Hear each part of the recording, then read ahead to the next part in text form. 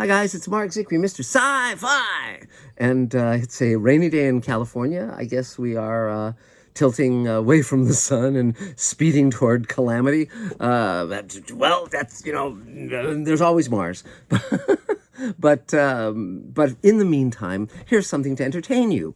There was a convention in Anaheim this past weekend called WonderCon, a really fun convention, and I was invited to be on a panel talking about the Twilight Zone, which, of course, I'm the world's expert on the subject, having written the Twilight Zone Companion and produced all the Twilight Zone home video sets and done all the audio commentaries and all that stuff. So I said yes. So there was a moderator and one other panelist who had been in the Twilight Zone. Now, interestingly enough, although I interviewed hundreds of people when I did the book and afterwards for the audio commentaries on the Blu-rays, this is one of the actors I had never met. And it was really a thrill for me to meet her, and we were talking about putting her in Space Command and all sorts of stuff. We're going to be following up with that, but it is an actress you may have known from many of her roles on television, Morgan Brittany. So I'm going to show you the entire panel of me and Morgan Brittany talking about Twilight Zone and Outer Limits and The Birds. She was in that movie as well, and all sorts of stuff. She has a fascinating career. When she was a child, she was known as Susan Capito, which was her real name, and when she became an adult, she decided to reinvent herself so she wouldn't constantly be calling back to a child stardom, and could create a new sort of femme fatale kind of persona, and so she became Morgan Brittany and was very, very successful on such shows as Dallas and many other things. So that's about it for now. Our Kickstarter campaign, as you all know, succeeded, so we are now actively ramping up to shoot the rest of Space Command Forgiveness. We're editing what we shot a few weeks ago. We are ready. We've sent out all the American Blu-rays and DVDs of Space Command Redemption. Now we're sending out the international ones, which is a little more complicated, but it's all going to be done within a matter of a few weeks, a very few weeks, and then on to Great Solar War and all the other stuff we're doing. So that's about it for now. Much more to come, and talk soon, guys. Thanks a lot. Bye-bye. Let me just tell you a little about myself. I'm a writer, an actor, and a filmmaker, and I met this man here, Yes. Marc Zicree, the author of The Twilight Zone Companion. Yeah, applause. Thank you. Thank you. It was many years ago. I saw him on a TV special about the Twilight Zone, and I was like, oh, wow, what a cool book. So I got the book.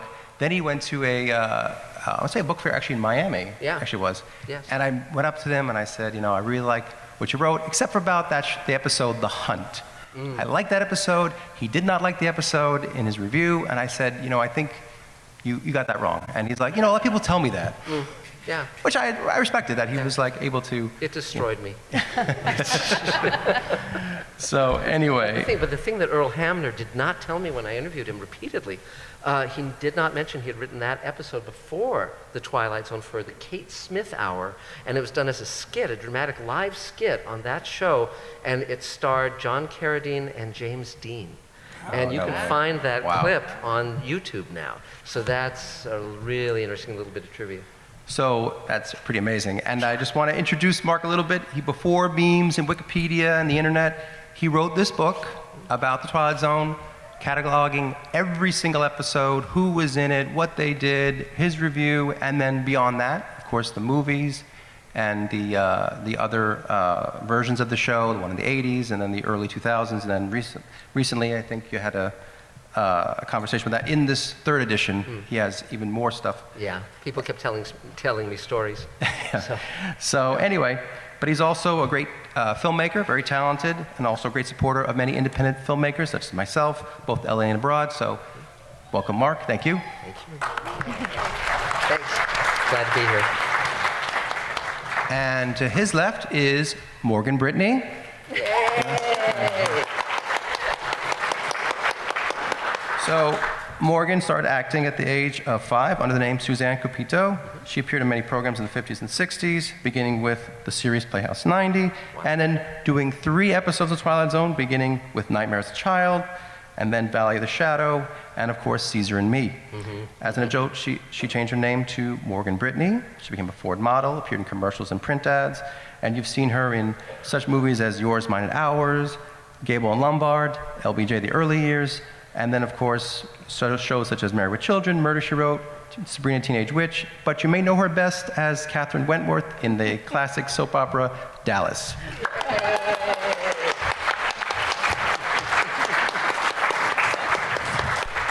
Okay, so let's get started. I want to start with you, Marc. Just want to ask you first, what gave the inspiration to write this book? Yeah, it's, well, you know, the three shows that made me want to be a writer were the original Star Trek, the original Outer Limits, and the original Twilight Zone. And this is back in the day where everyone was watching everything because there were only 3 networks. That's everyone right. Knew who all the actors were. They knew what the shows were. Even if you weren't watching The High Chaparral, you knew what the hell it was and that Barbara Stanwyck starred in it. But I knew I wanted to be a writer very early on, and I went to the Clarion Writers Workshop, which is the leading writing workshop in the country, science fiction writing workshop.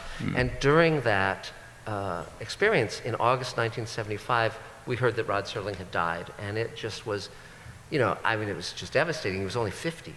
And I got the idea.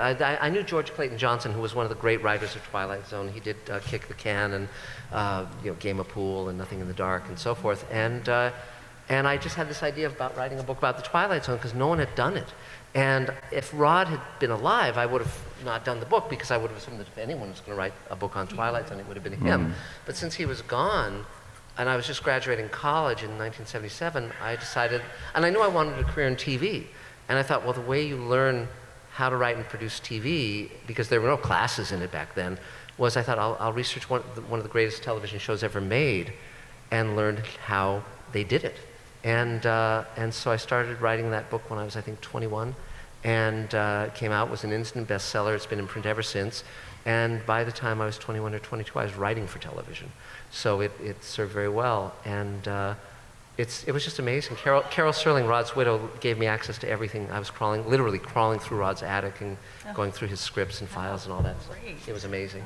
And but yeah, so that's how that happened. That's awesome. Wow. That's amazing. Yeah, and for you, Morgan, I wanted to know like how you got involved in the show. I know you were very young at the time. Just if you talk about the audition process and you know how you ended up doing those episodes. Yeah, it's kind of funny to look back on the old days of Hollywood because they're so different now than they used to be. Back then, and I think I did the Twilight Zone, my first one, in either 58 or 59, and I was really young, and I just, being a kid actor back then, there was a very small group of child actors. I mean, you could probably list them all by name if you knew, because Billy Mumy and Angela Cartwright, Veronica Cartwright, myself, Patty Garrity, there were a lot of kids, and we were a small group, and just like Marc said, we would go from show to show to show. And I remember the audition was at MGM Studios, and it was just a regular audition where you go in and read a couple of lines for the director or whomever is in there, casting director and the director. And then you go home and wait for a phone call and, you know, see if you got the job or you didn't. And that was pretty much the process back then.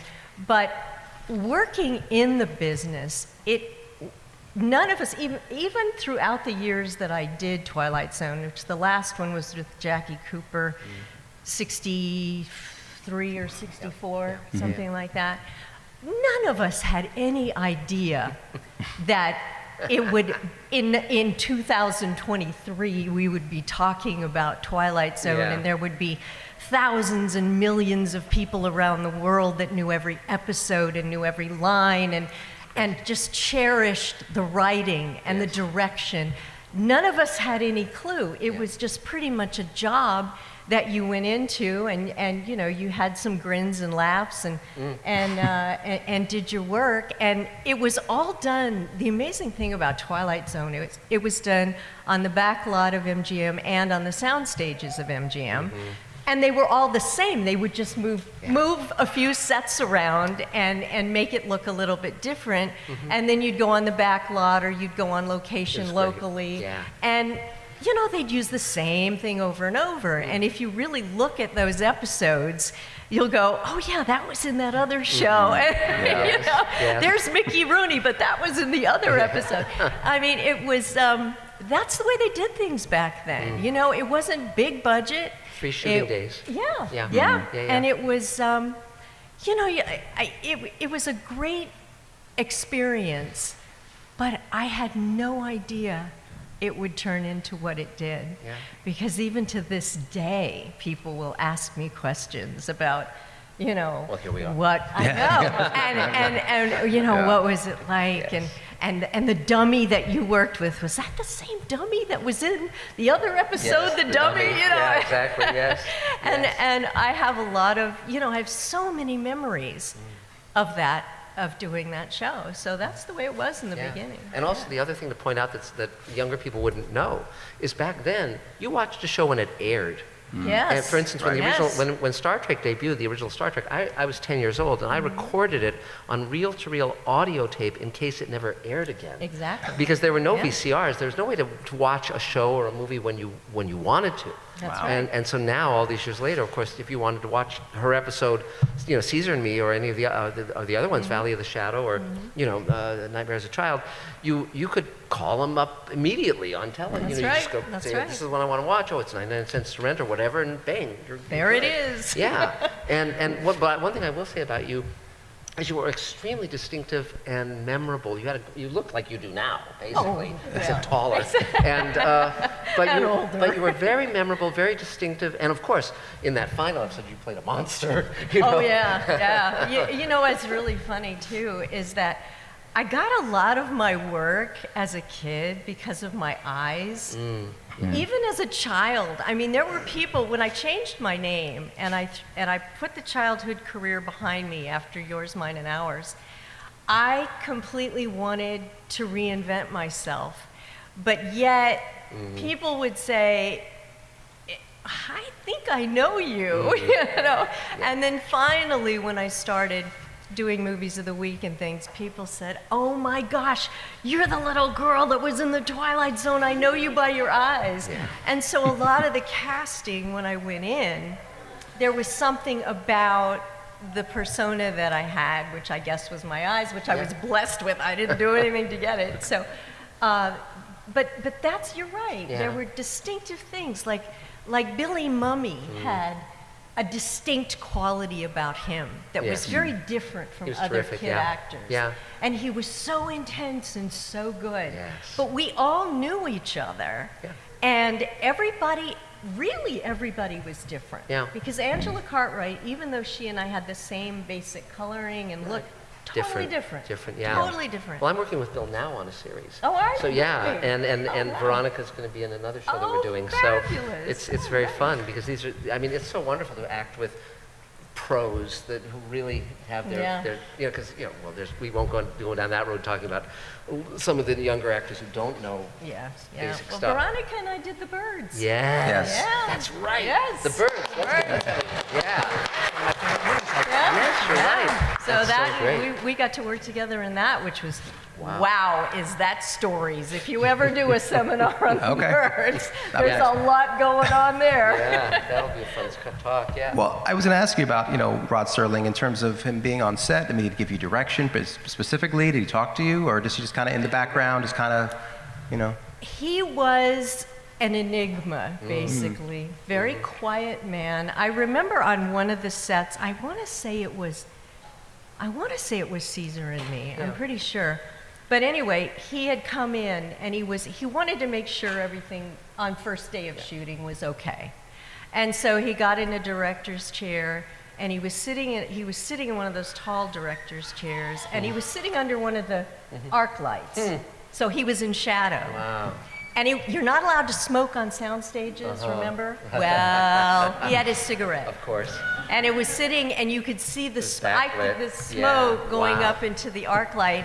And I remember being on set, and I was a little bit nervous because I wanted him to, you know, be impressed with what I was doing. But obviously, they had me back 3 times. So it was, you know, there was something that they they liked. So, Yes. but he was very quiet.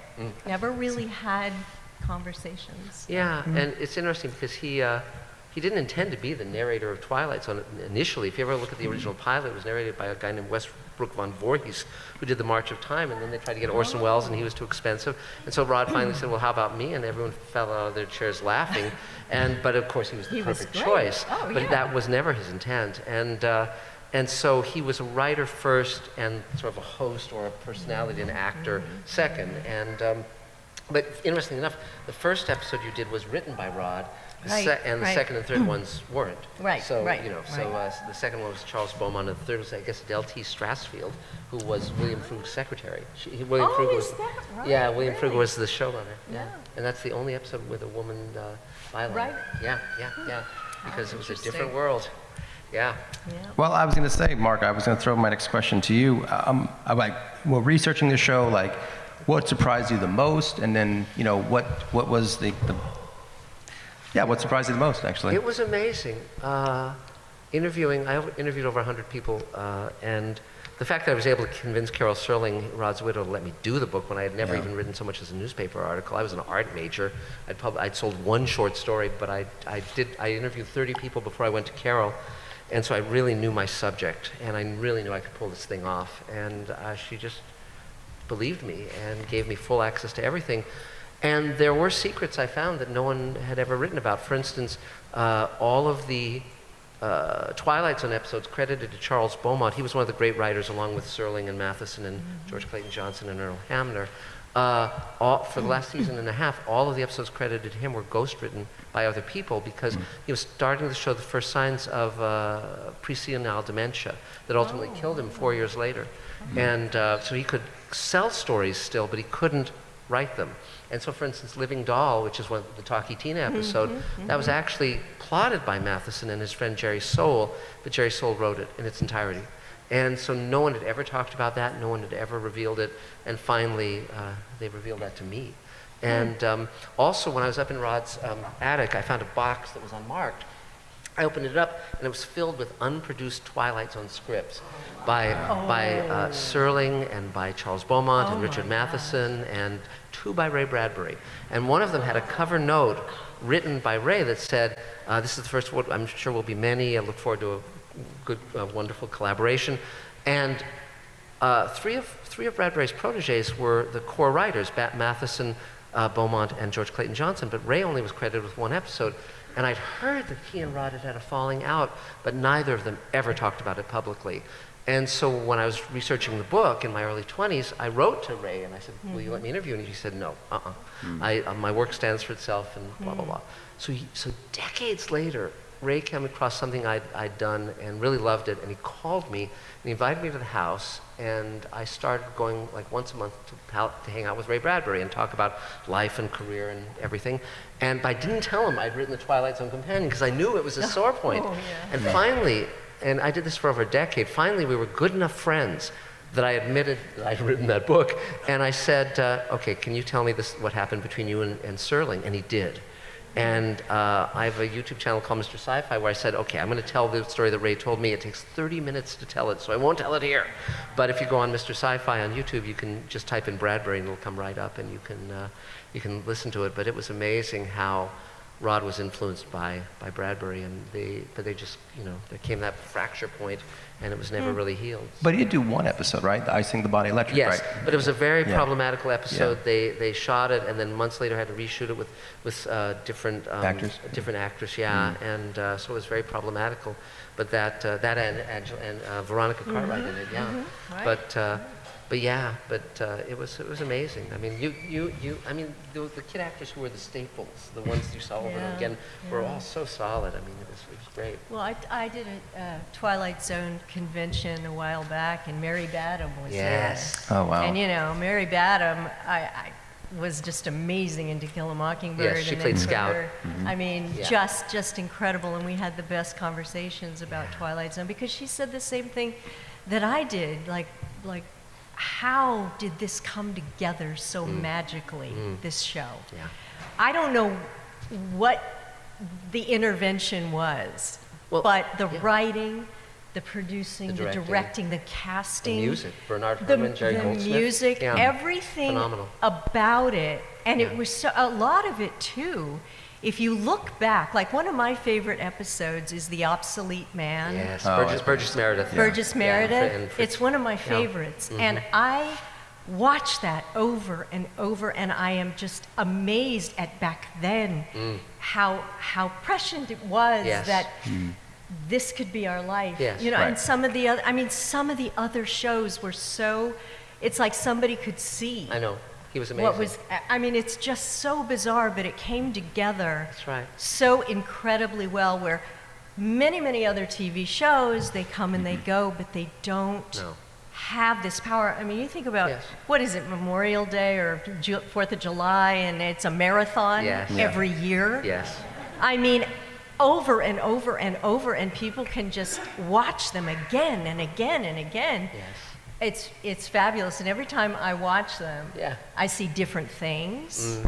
I see things I missed Yes. before. It's I see, wonderful. you know, nuances. I had the pleasure. I did a TV series for Aaron Spelling that was very short-lived called Glitter, and Burgess Meredith worked with us, and I That's was so just, fun. I was such a fan. Yeah. I mean, I'm just saying, oh my gosh, you know, every single episode of Twilight Zone that he did was Yes. just in the top 10 probably. He was brilliant. right? Yeah. Yeah. And I got to interview him when I researched the Oh, book. And you're so- yeah, we you're so I went to the fortunate. Malibu colony and we just sat on the beach. Oh you know, my gosh, how talking. wonderful. It was great. And but again, it's like the reason I think the show came together so brilliantly was Rod Serling was the top writer in television. Right. And yet, now which Playhouse 90 did you do? It was called Shape of the River, and it was I believe, I'm trying to remember, was it Frank Chautone or Yeah. somebody like that? One of those guys. It was like a Mark Twain Kind of thing, period yeah. piece. Yeah. But that was one of the very first things I ever did. Yeah, wow. But those, you know, 90 were just minutes live. amazing too, live. Drama. Yeah. And well, because Rod made his mark with Playhouse 90 with Requiem for Heavyweight and The Velvet Alley and so forth. yes. But the thing was, he was the top paid and most famous writer working in television. Chayefsky had left, a lot of the others had bailed, because the original expectation in television has been that this would be a Broadway stage, but for the entire country, live. It would be, and so Rod wanted to be the Arthur Miller of television. That was his ambition. But more and more he was being censored. And when he wanted to write about race, when he wanted to write about social issues, politics, he couldn't even say Democrat or Republican in a show he wrote about Congress. You know, and so he felt very, very constrained. And then he finally had an idea. He had a pilot deal with CBS, and he had an idea of if he wrote science fiction, he could slide what he wanted to say by the censors, because it would be about Martians or you know, whatever. And it worked. And but he never really wanted to be a science fiction writer. That he was a science fiction fan, but that was out of necessity. That was his life hatch. And so, but because he was so powerful and so famous at that point.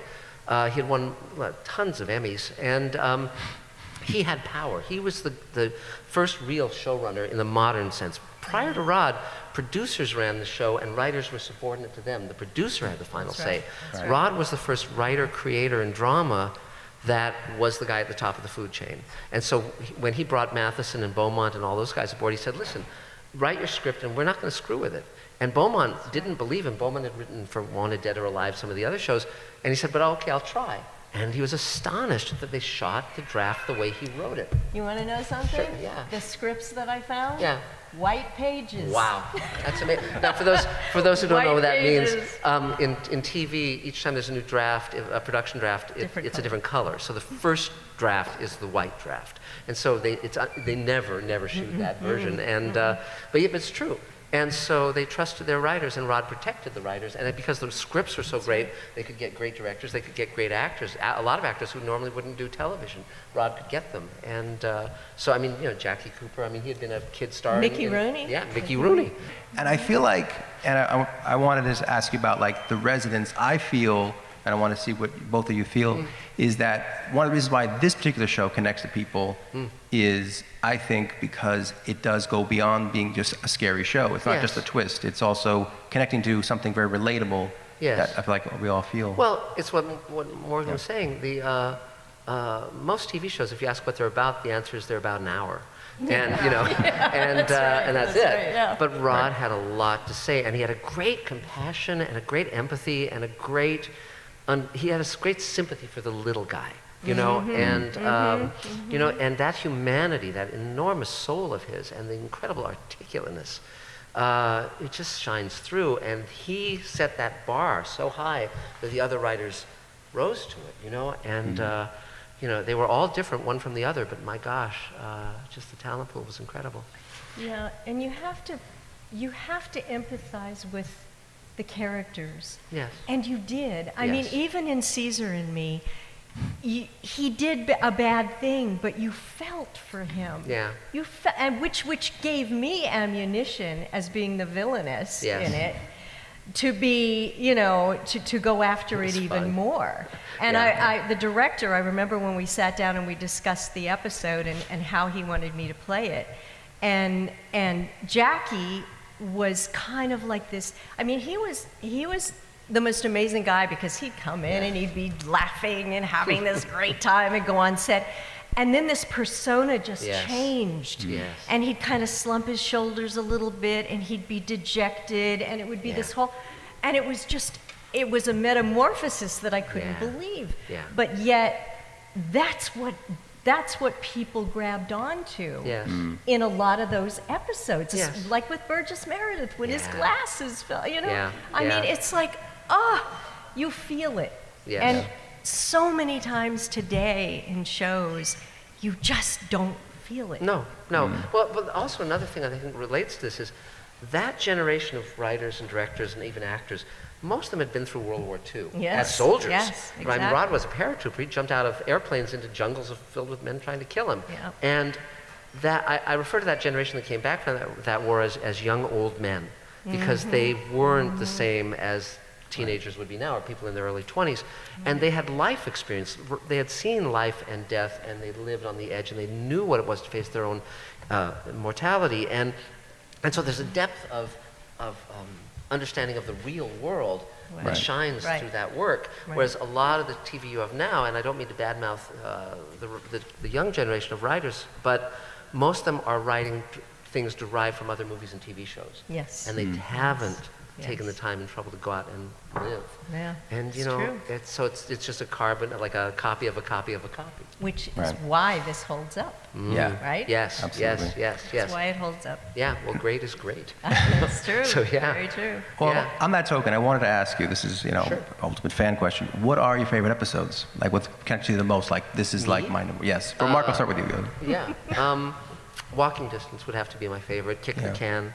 I love those. I was recently a guest of honor at the Rod Serling Fest in Binghamton, which was Rod's hometown in New York, and I saw all of the places that inspired Oh, wow. Walking Distance. I saw the bandstand. I saw the carousel, which they've restored with images of the Twilight Zone on it, and I saw Rod's home, his boyhood home, which is still there and still looks exactly as it did when he was a kid. Amazing. If you have 200 grand, you can probably buy that house, by the way. The prices are very, very low in upstate New York. But, you know, it's like, I mean, that was the most personal and autobiographical of all the episodes he wrote for Twilight Zone. And the score by Bernard Herrmann is astonishing, and Gig Young is terrific in it. So, Yeah. so that's the one, that's one I would speak of. But do you have two? I have so many, but Yeah. The Obsolete Man, of course. Yeah. Yeah. Yeah. Love Cliff Robertson in The Dummy. Yes. Oh, Yes. I mean, what a performance. And you think about it, what was it shot in 3 or 4 3 days? days, Or 3 days, 3 yeah, days? yeah, And this amazing. guy had to come in and do this intense, and I'm talking intense with no other actor Right, around, yeah. right? And so that one impressed me so much. Let's see, what else? Oh, the one Donna Douglas did. Yes. Where yeah, The Eye of the Beholder. The Eye of the Beholder, Yeah. that's it. That one really, I mean, of course it's scary, and of course but it also great. is a deep meaning. It's about inclusion. And this is years before disability And that's rights or any of how that. what he did that Serling was so brilliant with, is he made it Right. sci-fi, but he got his message. Yes. Right. And when I interviewed Doug Hayes, who directed that episode, I found out 2 great secrets that I hadn't known before. One was Doug knew that at the end of the episode, the bandages, supposedly it's Hideously Ugly Girl, and they take off the bandages, and she's beautiful at the end. And he said, well, and he thought to himself, well, rather than getting a beauty who's a hell of an actress, I'll get a beauty for the end part and have a different actress under the bandages. So he got Maxine Stewart, who was great with her voice and with her hands. But Doug told me another thing, and this is one of the reasons why I wrote the updated version, because he didn't tell me this story until after the book had come out, which was he was shooting that episode, and he realized that they were going to run short. And Rod was out of town, and this is before cell phones. He couldn't be reached. So Doug himself was a writer, so he wrote an extra scene in that episode in Rod's style. And if you ever watch that episode, there's a scene in a break room where the doctor and the nurse are smoking a cigarette, and he says, I've looked under the bandages, it's a human face. Doug wrote that scene. And so then when Rod came back, they screened the episode for Rod, and Doug was in the back of the theater just sweating bullets. And at the end of the episode, Rod turned to him and said, nice scene. That's great. Yeah, wonderful. The other one that just was always just freaked me out was the one where the car, after the car that would the actor's name was Edward Arnold? No, Edward, I can't remember. Yeah. Anyway. It's been a while. It's been a while. Yeah. But when the car goes down the road, New Drive. and I'm just thinking, oh, this is crazy. And then they came out, Stephen King did Christine later. Because everyone saw those same episodes. You know? I mean, it's just crazy. But I do. It's super fun. There's so many. Yeah. I mean, I could go through your book and probably go, oh, yes. Yeah. But there are like these memory bursts. They're so, and that's why you can see them over and over again, because they're just so wonderful. It's like you care about those people, as you said, and it's like and the same with the Inheritors. When you did the Outer Limits episode, where these guys gathering these children, you don't know if he's nefarious. There's this strange thing in his head that's guiding him, and these other people, and ultimately you learn that he's taking these disabled children to a planet where they'll be whole. It's such a compassionate ending, and you tear up when you watch that episode. It's so great. That was one I really, really was proud of doing. Oh, yeah. I really was, because be. I thought, wow, that was written so well and acted so well. I probably won't do another one. And what did I do? I went on to Lassie next week. Yeah, that's how it works. Either that or My Three Sons. Or, but again, it was like, but the fun part is that these were shot on 35 millimeter. They are only 3 networks, so a typical audience, Twilight Zone was getting 30 to 40 million viewers a week. Yeah, I know. Now if a show gets us 3 million, it's lucky. Yeah. Right. Many shows on Netflix are getting maybe 300,000 viewers total, for a series. And you remember, they did what? How many episodes a season? 30? 30? Yeah. At least 26, if not more. Yeah, amazing. Yeah. Amazing. Yeah. I was going to say, first of all, it was Edward Andrews. Apparently, that was Edward Andrews. Yeah, look that up. Yes. Thanks to the book. But I wanted to open up 2 questions from the audience, please. Okay, right here. Yes. Marc, love your book. Thanks. I get it all the time. Just wondering if you've ever thought about doing a follow-up, and if so, what would it be? It would be this. This has 100 more pages, 500 new photographs, links to audio and video. And it goes into a little bit of the later series, the later incarnations of Twilight Zone, one of which I wrote for, the one in the 80s or early 90s. But yeah, and I also produced the Blu-ray set, so I did 52 episode commentaries with various creative personnel. We'll have to sit down and do an audio commentary with you. Yeah, fun. It's but yeah, because it's the Twilight Zone is just, the funny thing was, when I wrote the book, about 20 years went by, and I didn't tend to watch the episodes or read my own book, and the manuscript was 1,000 pages, typed. But and I had to retype it.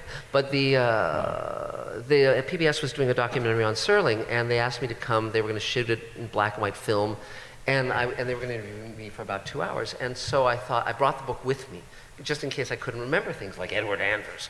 And they put a camera in front of me, and I talked for 2 hours and never once cracked open the book.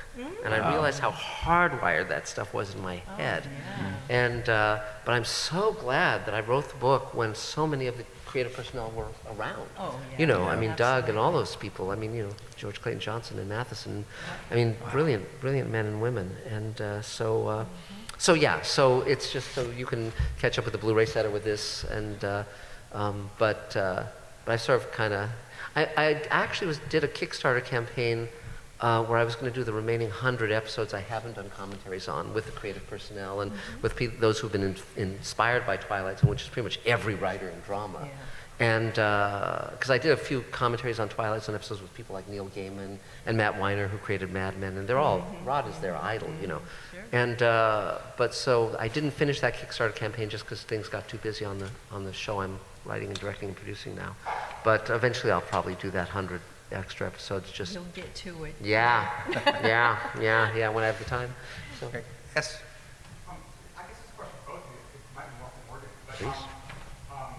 you know, some directors are known to be actors directors, and other directors lead you through your process. I'm just curious, since you got to do several episodes, how actor-friendly were the Twilight Zone sets? Were you expected to come in, you've done your work, and then you line up and go, or did it reverse, or what do you experience? On the first two, on Nightmare as a Child, I only worked the one day, so I didn't have much of an interaction with a lot of the people on that show. And Valley of the Shadow, I don't even remember who the director was on that one, but I must tell you, Robert Day, who did Caesar and Me, was phenomenal, because I had never played a villain. I had never played a mean girl before, ever. And it was, I didn't know how far to go. I didn't know how far he wanted me to go. If it was, you know, I had a great, we sat down at that kitchen table. Remember where the kitchen table where I talked to my aunt and then go to the phone and whatever. We sat down there in the morning and he told me step by step, I will tell you if you're going too far. But he said, I must tell you, a little bit less is more. On the evilness will come out of you in your dialogue. And he said, you don't have to go overboard with it. And when I'm doing this scene, I couldn't help. You think you see that show, and you know the dummy is there. And the dummy is being manipulated by a guy in the back, okay? And then there's a voice guy who's offset, and he would just joke around and do all kind, try to make me laugh all the time. And then when I had to do the cigar into the face of the dummy, it was like, I mean, the stuff that came out of his mouth, it was like, okay, all right. But it was really peculiar. If anybody had been on that set and watched what happened that day, you know, it was pretty unusual. But I gotta tell you, Robert Day, he really didn't have to do too much with Jackie, because Jackie he had his own take on that character, and he nailed it. But that was very new for me, because I had not done a bad girl before. I got used to it though, didn't I? Because in Dallas, I used a lot of that. And but it's great, and you're great in that episode. It's I mean, the thing that's so fascinating about that character is her intelligence, the fact that she's very, very sharp. And, you know, I remember watching that and wondering what that little girl would grow up to be. You know, it's like she's definitely gonna have the advantage over everyone else, and particularly with that dummy. But that's really fun. But in TV, because it goes so quickly, some directors are just technicians, and they're just trying to make their day, and they're not going to give you help as an actor. And then others are actors, directors, and they'll really... I had another one that was great, too. I did an episode of Gunsmoke, and it was Bob Sargent who directed me on that, and he taught me how to be real, more real than ever in television. And I mean, back then, the cameras were static. You know, you did a main shot, you did a master, and then you moved in for close-ups. There were no steady cam. There was no following you around on anything. And so you were kind of set in a position, and you really couldn't move around if you really felt like it. And Bob said, don't worry about it. I want you to do whatever a little girl would do. That's Just great. do whatever a little girl would do. And he says, if that means you're laying on the horse and you want to, you want to pet its hair or pull its hair or do whatever it is you want to do, just do what you feel. Yes. And it ended up being one of the things that I took with me into the future career and used it in a lot of things. I learned so much as a kid actor, I've got to tell you, from never taking an acting class, but having the best acting class with all these great people that I ended up working with. I mean, you can't ask for anything more. All of us kid actors did that because very few of them were trained. Yes. I mean, really, we were all just pretty much raw talent Yeah. and real. Yeah. And that was the early days of TV. Well, yeah. Bill Mumy told me a great story. He did a Hitchcock show that Hitchcock directed, and for some reason Bill was very fidgety that day, and so Hitchcock came right up to him, and he's huge. Yes, he huge, is. Fat guy, and he came up like this close to Bill, who was like a little kid, and he said, "If you don't stay on your mark, I will get nails, and I will nail your feet to the floor, and the blood will flow like milk." So I was like, oh, Jesus. Yeah, I have a story like that from The Birds. Yeah, really, Yeah. Yep. Yeah, So, pretty crazy. yeah. Question? Any other questions? Yeah. Yes, you- Do we have more? Sure, you bet. If you, in that box that you found in Rod's attic. Serling's attic, Yeah. was there any particular story that you saw or anything you glimpsed that you would like to tell us about? Yeah, sure. And by the way, thanks for everyone turning out. I mean, it's. yeah, I it's thought it great. was just me and crickets. So thank you. And that's of course a testament to the wonderful work that Morgan did and so many other great people on that show.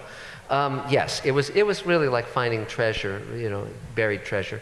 The two scripts by Bradbury were amazing, particularly one called A Miracle, a Rare Device, that was based on a short story written about two homeless guys or just hobos who find a mirage that will manifest itself as any city that you've ever wanted to visit but never got to visit. And you can actually wander around within the mirage, and one guy summons up Xanadu. And then there's this guy who always, whatever they're trying to do, they're almost like Lenny and the other character of Mice and Men, but there's always one guy who follows them, throughout their lives, and he spoils everything and he ruins this mirage for them. And it's a wonderful script and very doable, very producible, but that actually had a production number on it. They were going to shoot it. I have no idea why they pulled the plug. It might have been because there was a change in producers. It's possible, but I don't know. And then there was a great script by Matheson called The Doll, which wasn't Living Doll, which Beaumont wrote, or Jerry Soule wrote, but that was ultimately done decades later on Amazing Stories, and it won an Emmy. But those were some of the scripts. There was one by Beaumont called Gentlemen Be Seated, which took place in a future where humor was outlawed, and so there was a humor underground that would tell jokes and slip whoopee cushions under people, and so it was a wonderful to read through those scripts. Amazing. Wow. Anybody else? Yes, in the back.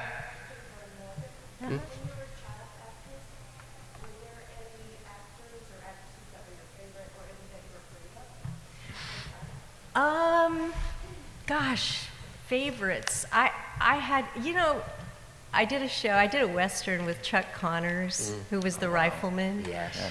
And we got along great, and I loved working with him. He was amazing. Some of the actors and actresses, when kids came on set, they really didn't have much time for you. Yeah. And then there were other actors who really treated you like family. Andy Griffith's show was one where I played Opie's girlfriend on that. And anyway, Andy was so welcoming and open, and they made me feel right at home because you think about it, you're entering their life on their stage that they do every single day and every single week, and you're the new person that comes in. And a lot of people just assume, oh yeah, you're only going to be here for a week, but others make you feel really, really great. Scared of? Lucille Ball. Wow. Wow. Lucy, on Yours, Mine, and Ours, I remember doing the screen test for Yours, Mine, and Ours. And at Paramount Studios, there's a room called the Fishbowl. Do you know where the Fishbowl is? Okay. It's where it's like there's like they have in the police stations where they can see you, but you can't see them. Oh, wow. And you do your scenes and everything. So I had to go in there and do my audition scene for Yours, Mine, and Ours. And I had no idea who was watching me. And when I was finished, the door opened, and I see this person come out in like a leather jacket and a taxi driver's hat and hands in her pockets, and she looks up at me, and it's Lucy, right? And I'm 15 or 16 years old, and I'm thinking, Lucy from I Love Lucy, right?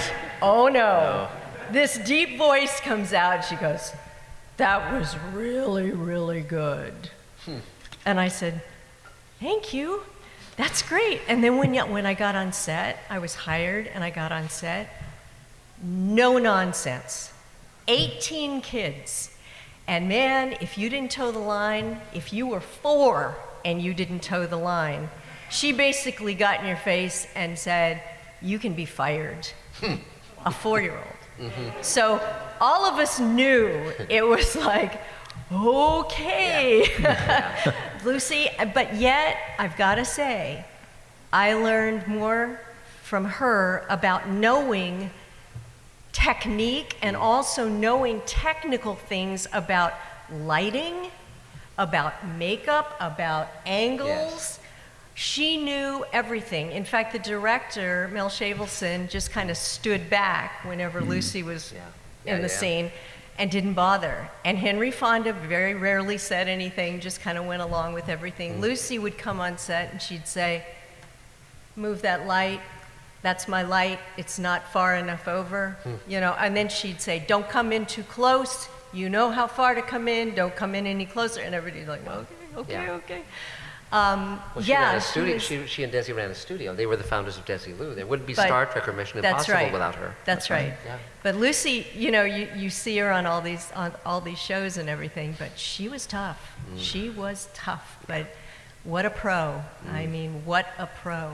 You don't see that much anymore. She and Gene Kelly, who I danced with. Wow. Scared to death. I can only imagine. Yeah. All right. Yeah. Well, I did think that's all the time we have, but I want to say before you guys go, I did have a prize for you to win. This is a 3rd edition of the Twilight Zone Companion.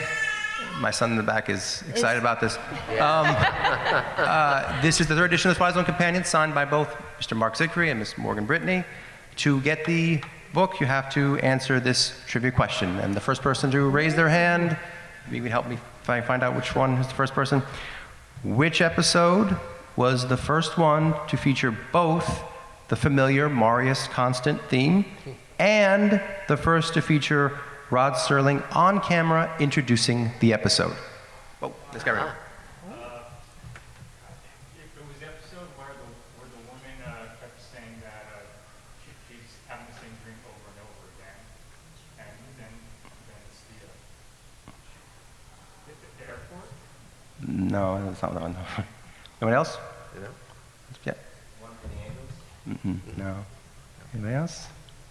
I have an alternate question, just in case. All right. It's a hard You might one. want to give the answer to that. Yes, I will give the answer though. That was King 9 Will Not Return. The That was first one. episode of season 2. Yes. Yeah. Okay. This one. There's actually 2 answers for this, so I guess the first person who raised their hand. Which actor starred in the most episodes? Which actor starred in the most episodes? They have their hand up right back there. Yeah. Yes, that's one of them. Okay. And Bruce Meredith, yeah. All right, so that's for you. Okay, cool. All right. Well, guys, thank you so much for coming. Thanks to my guests, Marc Zicree, Morgan Brittany. Thank you guys so much.